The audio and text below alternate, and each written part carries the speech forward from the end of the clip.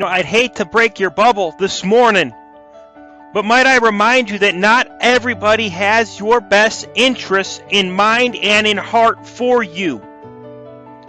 And many times it's going to be just you standing alone on the battlefield of life, facing what seems to be a task or an obstacle that you possibly cannot overcome. Yet my Bible still says, be strong in the Lord and the power of His might.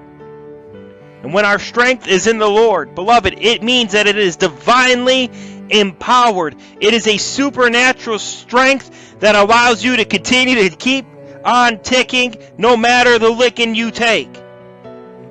And in our text that we read, Paul told the church at Ephesus, wherefore take unto you the whole armor of God. You see, you just can't pick and choose if you want to have faith today and then not have it tomorrow. You can't pick and choose the helmet or the breastplate. You have to take up the whole armor of God, that ye may be able to withstand in the evil day, and having done all to stand.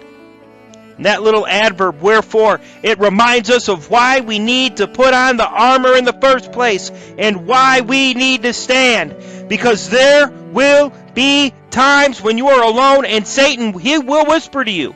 And he'll come in that still small little agitating voice sometimes. He'll tell you that God can't use you because you are not worthy. He'll tell you that you are not educated enough.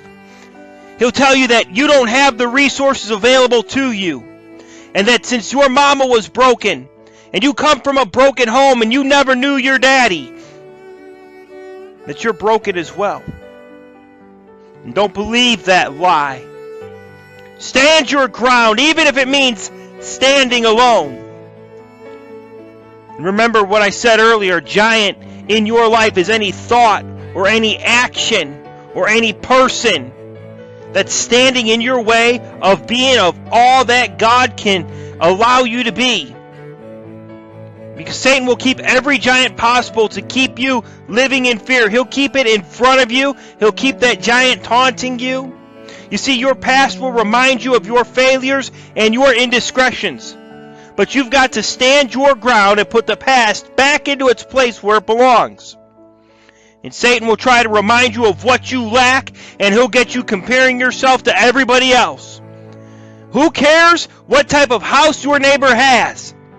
And who cares what type of clothes you wear? One of the things Satan likes to do with those in the ministry is he gets Minister A comparing himself to Minister B, and then he starts looking at the other minister and says, why don't I have an influential ministry like that? Because you don't. Leave it at that. Be thankful you are able to serve where you're at. And keep your eyes fixed upon your Savior. And Satan wants nothing more than for you to look at yourself as being helpless and your current situation as hopeless. But regardless of what you think, and regardless of how you feel, and no matter what those around you might be saying, might I remind you that you're a child of God, and He promised you that He would never leave you nor forsake you. So my question to you today is, what is your wherefore? Is it your family? Is it your church? Is it your finances? Is it your ability to minister effectively?